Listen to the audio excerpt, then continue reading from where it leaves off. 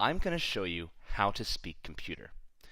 These handheld devices that we have, these smartphones, these computers, are so powerful because of one main invention: transistors. Well, what's a transistor?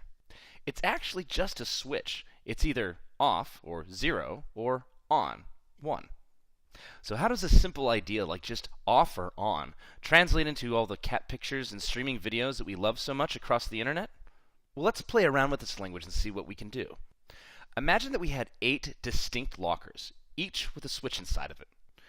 If we wanted to start actually counting with these switches, we could just flip the first one up for 1, but then where do we go? Well, this is what is considered binary, the idea that you only have 2 states, and it's the language of computers. We can actually just keep carrying things over the same way we would with decimal in order to actually add larger and larger numbers. So we could go from 1 to 2 by moving over and flipping the switch on that side, and then flipping the switch back on the 8th block to 3, and then 4, and so on. This gives us a total of 256 different states that we can describe using just on and off. Well, what if we wanted to represent something like a negative number? Well, we could just take that first locker and use it as a switch to denote positive or negative. And in fact, this is how computer memory actually works. It's really just mapping these different states to mean different things. So let's take that and let's go in one level deeper. Rather than having 8 bits, let's actually represent just one locker as 8 bits, or a single byte, and move that kind of out so that we can represent, a single number more concisely. Okay, so if we have 4, and let's say we had like a bunch of other kind of random numbers, what else could we express besides just numbers with this kind of counting system? Well, we could actually map those numbers to mean different symbols. For instance, we could actually have them be letters and say that A equals 1, B equals 2, etc. It's not exactly quite like that. You actually start up in the 60s when you're doing character calculations, but you can get the point that you can actually store character data as numbers if you had a system that you could rely on. The idea of storing little bits of data in these lockers is a really good metaphor for how allocation actually works inside of the Java virtual machine. Accessing memory is just as laborious as having to go from one locker to another to open and access data. That's the reason why computers like it when you store things contiguously. If we want to have a bunch of things that are very similar, we can actually put them in memory all next to each other.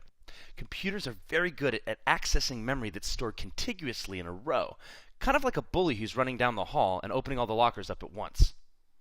The problem with running down a hallway full of lockers like this, though, is you need some indication of where to stop. We use something called a null terminator to describe where you actually want to stop data. This is just a symbol to represent a kind of special code, which means, hey, stop reading the other lockers.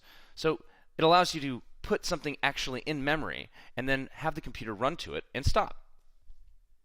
Now you can imagine that if you had millions of lockers, you could store some pretty complex data. Well, the one problem with that is, as you saw, we can read, and that's fine, but with larger and larger data sets, we're going to have to read a lot more data and move to a lot more lockers if we ever wanted to actually move data around. Now comes one of the coolest things that you can do with memory.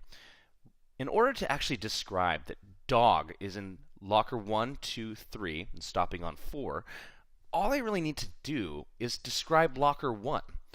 If you knew that I'm going to have to go to locker 1 and run through it until I stopped, then you could just store that entire dog word in locker 5 using a pointer. In fact, you could store the same data in locker 6, 7, and 8 and use up only the same amount of memory that it took to originally store it. This idea of referencing data is a fundamental aspect of Java, and it's incredibly efficient at being able to point to data without having to copy it. You can see that in memory, the type of data is really important to be able to know how to actually get it out of these lockers, or out of memory. So I'm going to show you now all the different types that you need to know in order to be an excellent programmer. There's basically 2 kinds for Java. There's primitive data types and reference types. Primitive data types start out with just the simple Boolean. Think of that as like a switch. It's either 1 or it's 0, on or off. One that requires a little more storage is the byte. This is basically 8 different switches. We'll often use it for storing just raw information. Next we have our numbers. Basically all of these are integers. So short integer, an integer, or a longer integer, each one having a little bit more space for a bigger and bigger number. They're also all signed, which means that we can express them as negative or positive numbers with that type of data type.